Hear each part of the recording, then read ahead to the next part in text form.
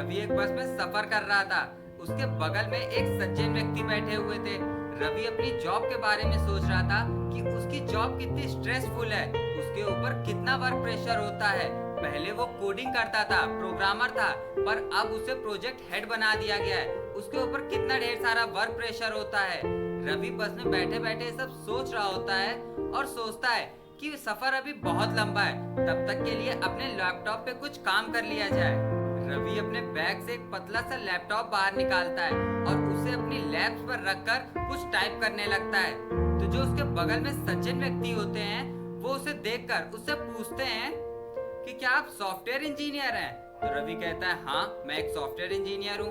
वो सज्जन व्यक्ति बोलते हैं कि आप इंजीनियर्स हमारे देश के लिए कितना कुछ करते हैं। आप इंजीनियर्स की वजह से हमारा देश सॉफ्टवेयर इंडस्ट्री में इतना ग्रो कर रहा है, इतनी तरक्की कर रहा है। अब उस सज्जन व्यक्ति से बात सुनने के बाद रवि की छाती और चौड़ी हो जाती है कि मैं इतना अच्छा काम कर रहा हूँ। फिर वो सज्जन व्यक्ति पूछते हैं कि मुझे एक बात नहीं समझ में आती कि आप लोग सारा दिन एसी कैबिन में बैठे रहते हैं, आप लोगों को ज्यादा काम तो नहीं होता होगा ना?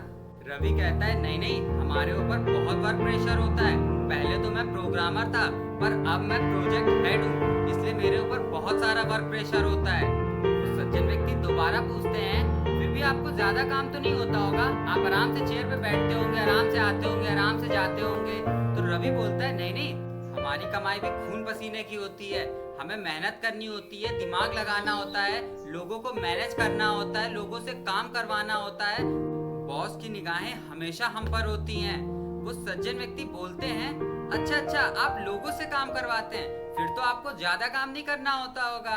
तो रवि बोलता है कि आपको क्या पता निशाने पर रहकर काम करना किसे कहते हैं। और इतना बोलकर वो अपनी चेयर पर आराम से लेट जाता है, अपनी सीट पर बैठ जाता है।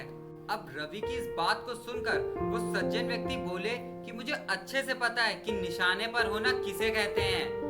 मुझे आज भी याद है कि जब हम लोग पॉइंट 4875 को कैप्चर करने गए थे तो हम 30 लोग थे, और जब हमने वहां पर झंडा फहराया, कारगिल पे झंडा फहराया, तो हम सिर्फ 4 बचे थे। मुझे अच्छे से पता है कि निशाने पर होना किसे कहते हैं।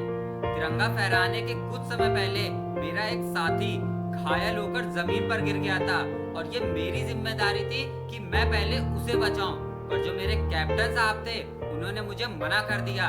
उन्होंने कहा कि तुम नहीं जाओगे, उन्होंने कहा कि तुम लोग मेरी जिम्मेदारी हो। ये मेरी जिम्मेदारी है कि पहले मैं अपनी टीम का ध्यान रखूंगा, फिर मैं अपना ध्यान रखूंगा। और वो मेरे साथी को लेने गए, दोनों तरफ से फायरिंग हो रही थी। उन्होंने मेरे साथी के लिए अपने सीने पर गोलियां खाई और शहीद हो गए और मेरे साथी को बचाया। मुझे अच्छे से पता है कि निशाने पर होना किसे कहते हैं। अब ये बात सुनने के बाद रवि का मुंह खुला का खुला रह गया। वो पूछने लगा कि आप हैं कौन? तो उस सज्जन व्यक्ति ने बताया कि मैं सूबेदार सुशांत हूँ and this is the real story of captain Ram Batra. और बाद में उन्हें परमवीर चक्र की उपाधि से भी नवाजा गया।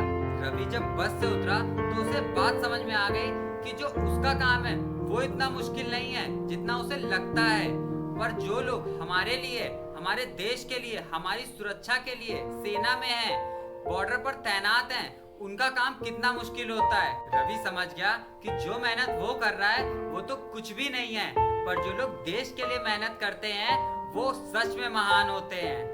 मैं चाहता हूँ कि आप इस वीडियो के थ्रू इंस्पायर हो पाएं और ये रियलाइज कर सकें कि आप अपने काम को जितना बर्डन समझते हैं, जितना स्ट्रेसफुल वाला समझते हैं, एक्चुअल में वो उतना होता नहीं है।